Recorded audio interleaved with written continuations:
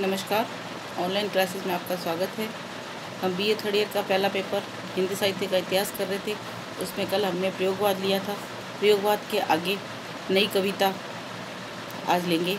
तो जब मैंने कल भी आपको बताया था कि प्रयोगवाद एक नई क्रांति के रूप में हमारे सामने आई थी और उस नई क्रांति के कारण ही नई कविता का जन्म हुआ।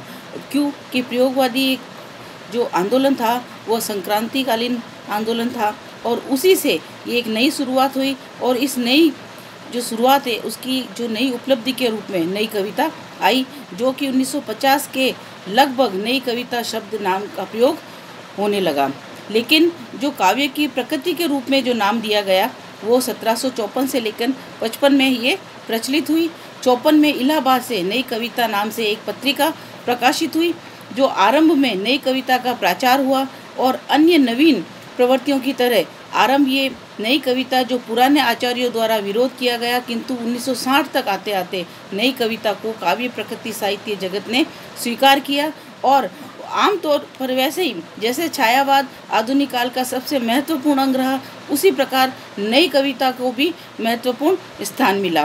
प्रसाद और निराला, अज्ञेय, मुक्तिबोध आदि ने जो आधुनिक हिंदी साहित्य के श्रेष्ठ कवियों में माने जाते हैं, उन्होंने भी नई कविता की रचनाएं भी की। तो नई कविताओं की अपने अपने तरह से अलग अलग आचार्यों ने जो परिभाषाएं दी वो इस प्रकार रही। जैसे पंत ने ये कहा कि नई कविता विश्व वर्चस्व से प्रेरणा ग्रहण करके आज के प्रत्येक पल बदलते हुए युग प्रकट को अपने मुक्त छंदों के संकेतों की तीव्र शैली में अभिव्यक्त कर युग मानव के लिए नव भूमि प्रस्तुत कर रही है। यानी कि नई कविताएं जो मुक्त छंदों में, जिसकी कि एक से आगे जोड़कर उसका अर्थ नहीं जुड़ता है, सभी के अपने एक अलग अर्थों में वो अपनी एक नई पहचान लाकर और इस नव भूमि को प्रस्तुत कर रही है।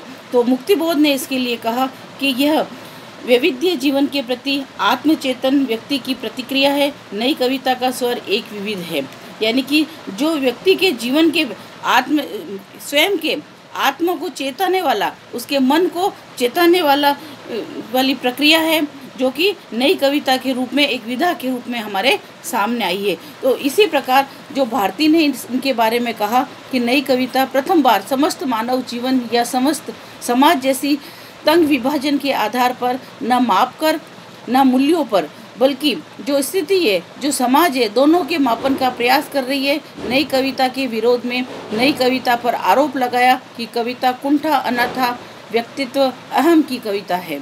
तो इस तरीके से उन्होंने कहा कि नई कविता किस तरीके से हमारे समाज को, व्यक्ति के मन को, उसकी भावनाओं को व्यक्त करने में सक्षम रही है। तो नई कविता की कुछ प्रवृत्तियाँ रही, कुछ पुराने को लेते हुए, कुछ नए को लेते हुए। वो इस प्रकार रही कि जैसे अज्ञेय, भारती, गिरिराज कपूर माथुर, मुक्तिबोध, सर्वदयाल, भवानी प्रसाद, शमशेर, नरेश मेहता, रघुवीर सहाय, कुंवर नारायण, लक्ष्मीकांत, इन सभी ने जो ये नई कविताएं की रचना की वो हिंदी जगत में आकर्षण का केंद्र भी बनी और साथ ही काव्य धारा की जो इसकी प्रवृत्तियां हैं उसको स्पष्ट करने में भी यह सफल रहे। तो इन प्रवृत्तियों के अंतर्गत उन्होंने पहली प्रवृत्ति ली वेदना भाव।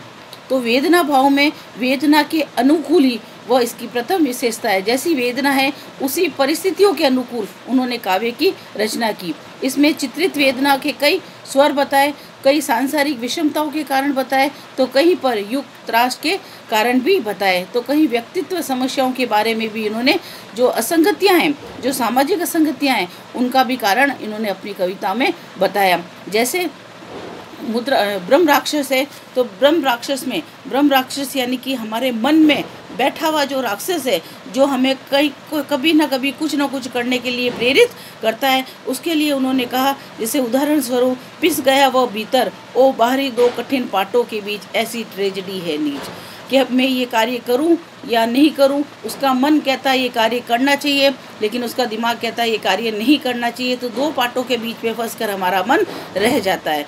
तो दूसरी विशेषता के रूप में उन्होंने लिया आधुनिक भावबोध। आधुनिक यानी कि जो इस समय जो चल रहा है, उस जो वो परिस्थितियाँ